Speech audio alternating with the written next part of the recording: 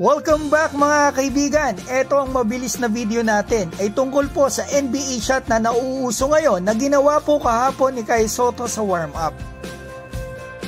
Sa lahat mga kaibigan, Kobe Bryant, ang kanyang signature move ay talagang nauuso na naman ngayon sa NBA at ang pinaka-latest mga kaibigan ngayon ay dito nga kay Anthony Edwards ng Minnesota Timberwolves na ginawa niya nung isang araw lang, January 19 sa laban nila sa Memphis Grizzlies. At ito talaga ay kinabukasan, isang araw lang ang pagitan na ginawa naman po ito ni Joel Embiid at inamin nito na challenge niya ang kanyang sarili niya na kaya niya rin itong gawin mga kaibigan. Sinabi pa rin niya na top 3 players niya, etong si Anthony Edwards.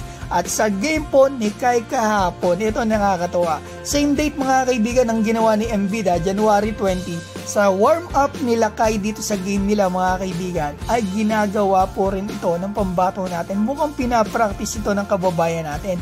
Basically, napapanood niya yung mga highlights ng NBA, lalo na sigurado yung mga nag-viral mga kaibigan.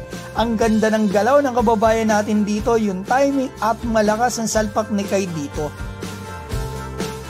Yes, hindi pa nga po ito nagagawa ni Kai sa game, pero good sign ito na may mga galaw o tira siyang nagagawa tulad nito na pang higher level talaga na maaari niyang magawa someday. Basta ako, tiwala ako at suporta kay Kai, hindi pa man siya ganun kalakas at kagaling ngayon, pero naniniwala ako kapag nabuo niya at napulido niya yung skills at laro niya kasabay ng pagdevelop ng kanyang katawan, I'm sure one day makikita po natin yung gusto nating makita sa kanya. Huwag sobrang taas mga kaibigan ng expectation natin sa ating pambato. Basta nakikita ko, he can reach the NBA someday, no doubt yan mga kaibigan.